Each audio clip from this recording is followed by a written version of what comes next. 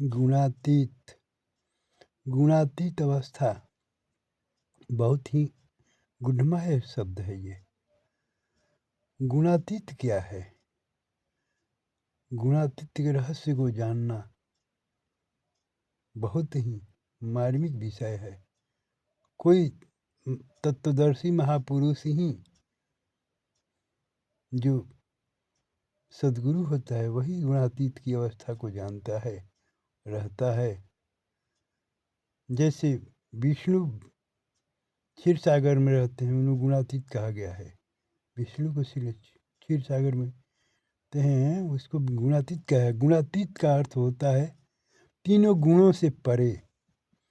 तीनों गुणों से परे जो है उसको गुणातीत कहते हैं। रजोगुण, तमोगुण, सतोगुण, त्रिगुणमयी माया जो है संसार की, यही 3 गुण वाली माया है। इस माया से जो पार हो जाता है उसी को गुणातीत कहते हैं। वही गुणातीत कहने का अधिकारी होता है। वो जो गुण माया से परे है, फिर माया उसके बस में होती है। माया के बस में वो नहीं होता है जो तीनों गुणों से परे होता है।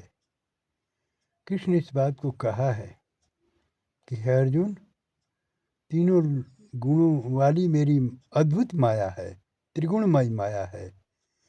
इसे पार करना बड़ा कठिन है। मम माया दुरस्तया, मेरी माया अति दुष्कर है। इसे पार करना साधारण नहीं है। कोई बिरला ही, कोई महापुरुष ही होता है जो इस माया से पार होता है। माया में रहते हुए भी माया से पार है। ये गूढ़ रहस्य है, समझने की चीज़ है। माया में रहते हुए भाई, कीचड़ में रहते हुए कीचड़ से पार है, पानी में रहते हुए पानी से पार है। जैसे कमल पानी में रहते हुए पानी से भी ऊपर रहता है। कीचड़ में पैदा होकर भी कमल कीचड़ से ऊपर रहता है, खिला हुआ आनंदित रहता है। वैसे अपने कमल की भांति जो अपने जीवन को बना लेता है, अपने मन, बुद्धि और चित्त से, अहंकार से परे, वासना से परे जो महापुरुष होता है, वो सात्विक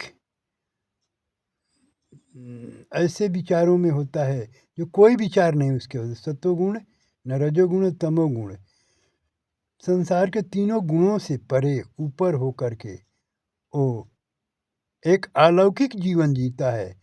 और तीनों गुण से परे रहने वाली उनकी आत्मा होती है, वो स्वरूप होता है ना। जिसको प्रज्ञा कहते हैं।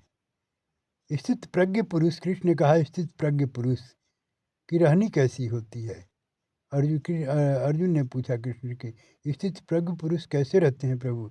कैसे सोते हैं, कैसे उठते हैं, कैसे बैठते हैं, कैसे खाते हैं, कैसे पीते हैं, कैसे चलते हैं?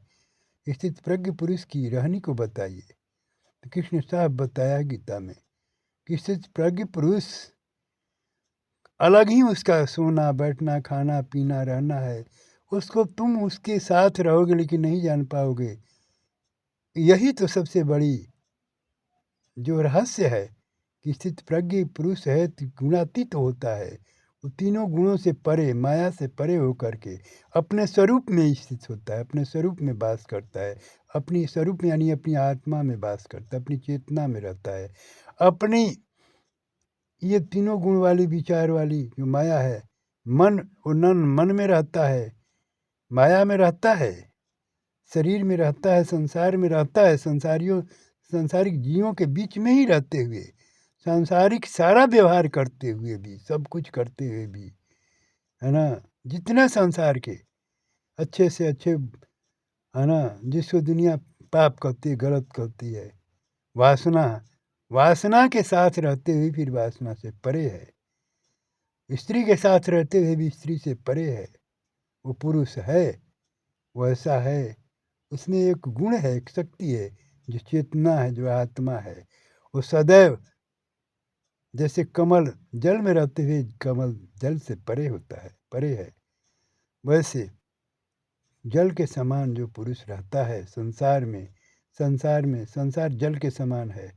और जल में रहते हुए कमल अलग रहता है, वैसे संसार में रहते हुए सांसारिक व्यवहार करते हुए भी वो अलग रहता है। जैसे जल में रहते हुए कमल जल ही से तो जीता है, कीचड़ से ही से जीता है, उसका जीवन है। कोई कीचड़ से उखाड़ कर फेंक दिया जाए जल से बाहर तो कमल तुरंत सूख जाएगा। उसका जन्म ही कीचड़ से हुआ है, उसका जीवन ही जल जल में खिला हुआ और जल के सहारे चलता है, रहता है। वैसे ही महापुरुष संसार के माया में ही रहता है, माया के सहारा ही उसका माया ही शरीर है, माया ही संसार है।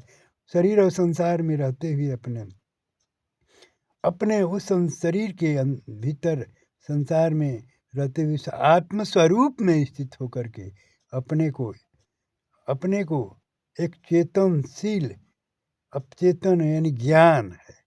वो ज्ञान वो आत्मा है, प्रज्ञा है, जिसे स्थित प्रज्ञ पुरुष कहते हैं। ये प्रज्ञावाणी है, प्राज्ञवाणी कहते हैं इसको। बुद्ध ने प्राज्ञवाणी के अनुसार प्राज्ञवाणी का वर्णन किया है बुद्ध ने। प्राज्ञवाणी का वही अर्थ होता है गुणातीत। गुणातीत यानी मन बुद्धि शरीर से भी परे अपने स्वरूप में स्थित होकर के संसार में रहते हुए, शरीर में रहते हुए भी संसार और शरीर से परे होता है, और वही गुणातीत स्थिति है, वही गुणातीत पुरुष कहा जाता है।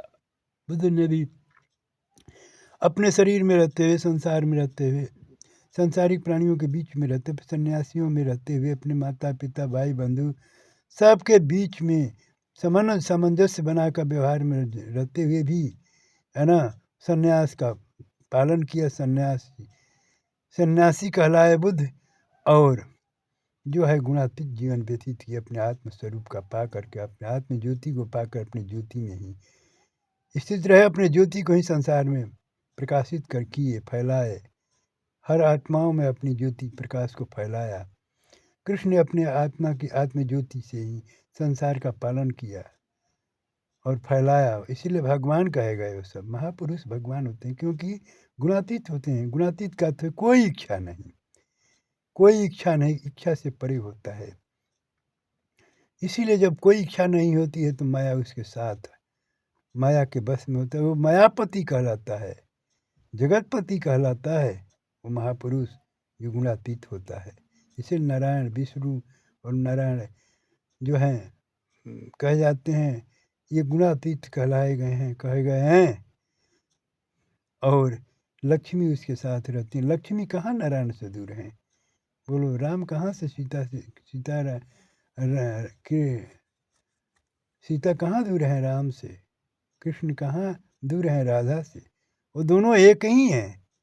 देखने में लगता है कि दो हैं, नाम और रूप अलग अलग दिखाई देगी। स्त्री है, जाति अलग है, स्त्री है, पुरुष हैं, ये राधा है, कृष्ण है, इनका स्वरूप ऐसा है, इनका स्वरूप ऐसा है। नहीं, यही माया है, यही भेद है, जो दृष्टि नहीं है देखने की। वो दोनों का स्वरूप एक ही है, दोनों स्वरूपों से अलग वो भिन्न स्वरूप है, वो चेतन स्वरूप है, वो प्रेम स्वरूप है। कृष्ण ने प्रेमावतार में प्रेम कहा है और गीता में उसको ज्ञान कहा है।